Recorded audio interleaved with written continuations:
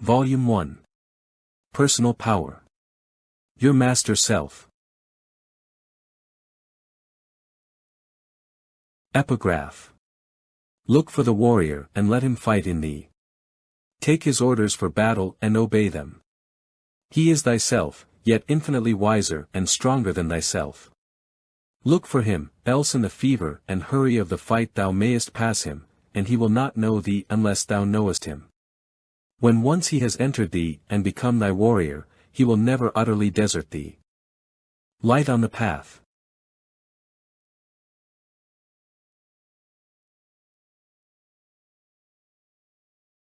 Foreword. This material is devoted to the subject of the development, cultivation, and manifestation of personal power. Personal power in all its phases, aspects, and modes of manifestation and expression. Personal power, as understood and taught in this material, may be defined as the ability or strength possessed by the human individual, by which he does, or may, accomplish desired results efficiently, along the lines of physical, mental, and spiritual effort and endeavor.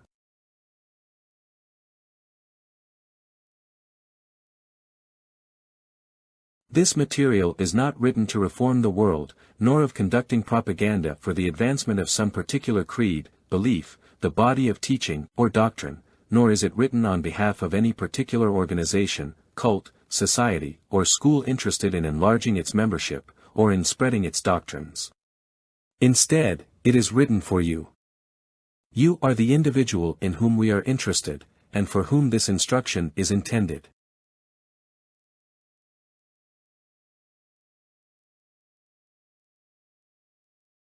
You have been attracted to this material, and it to you, because of certain ever-operative though little-known laws of life and being. You have long awaited the coming of this material, you are now ready to absorb its teachings, your own has come to you after your period of watching and waiting, and you will recognize it as your own, because of a certain intuitive perception which comes to those who are ready to receive that which it contains. You have demanded this material, here it is.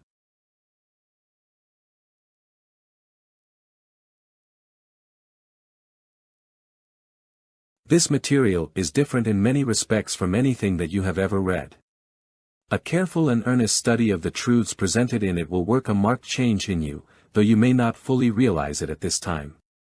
You will never be the same after its reading, it will have left its indelible impression upon you.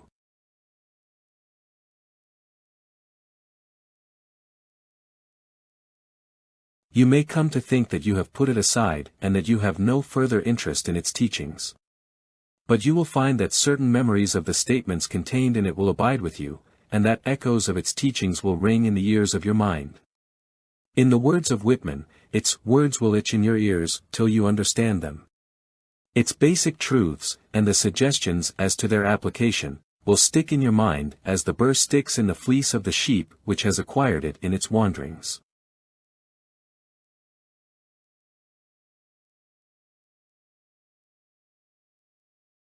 You can no more escape from the influence of the truths presented in its pages than you can run away from your own shadow. At every turn and crossroads of the path of experience hereafter, you will find yourself almost unconsciously applying the principles of this instruction and employing some of the methods taught in it. You are hereby warned that such will be the case. If you are not willing to experience such results, now is your time to put away the material.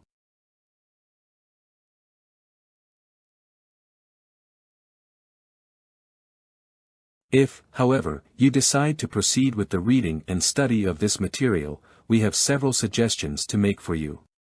You need not expect to master this instruction at the first reading.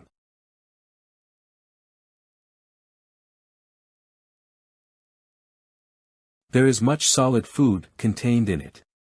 Many things require careful mental mastication, digestion, and assimilation. You will need to read the material several times, from start to finish, with intervals between each reading.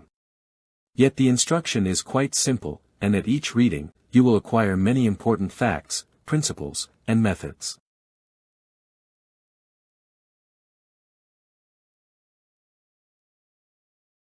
The proper way in which to read this material is to study which is to be extracted from its pages. That which is condensed in them is to start by reading it carefully, from beginning to the end, but without trying to memorize any particular portion or to impress any particular detail upon your mind. Then lay it aside for a short time, while you think over its teachings in a general way. In this mental rumination try to classify the several most important topics and divisions of the general subject, but without direct reference to the material itself.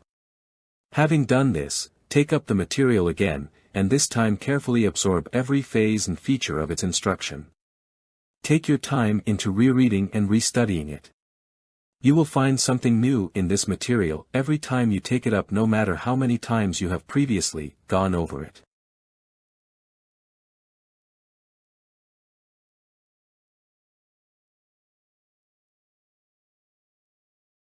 Finally, you are not asked to accept the instructions contained in this material merely because we have asserted it to be true. You have at your disposal the means of testing and proving the truth of our assertions, the test of actual application, experiment, and experience. If you earnestly and persistently put into practice the principles and methods outlined in it, you will find yourself manifesting and demonstrating the results logically flowing from them.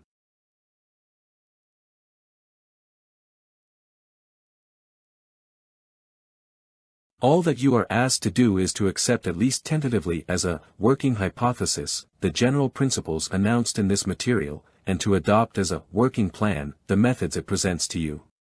Reserve for yourself the right to accept or to reject either principles or methods, or both, after you have subjected them to an earnest, faithful, diligent, and persistent trial in actual life and work.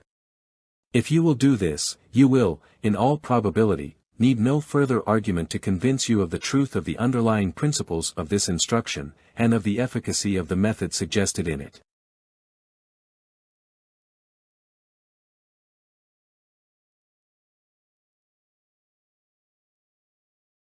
Here is the prophecy: if you will recognize, employing your intellect, the fundamental principles of personal power, and will realize them in your feeling, then will you be able to manifest and demonstrate them in your everyday life and work, using the methods herein indicated, or by similar methods devised by yourself but based upon the same general principles. The principles are fundamental, the methods are designed merely to enable you to apply effectively the principles you are at liberty to adopt or to modify the latter to suit your requirements.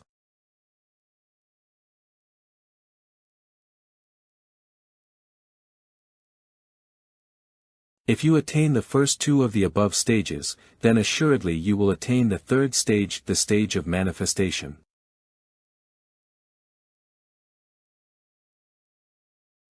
These first two stages may be attained by any person of average intelligence, provided that he will faithfully and earnestly apply himself or herself to the task.